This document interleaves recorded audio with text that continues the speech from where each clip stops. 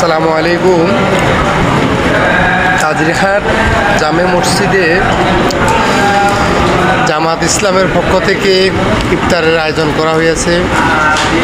আমরা সকলেই এই মসজিদের ভিতরে ইফতারে সামিল হয়েছি।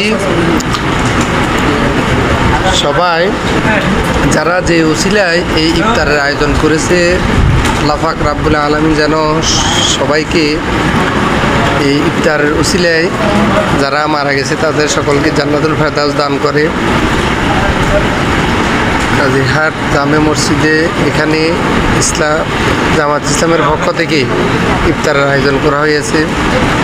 আমরা সকলে ইফতারে সামিল হয়েছি। ইনশাআল্লাহ সবাই আমাদের জন্য দোয়া করবেন। আসসালামু আলাইকুম।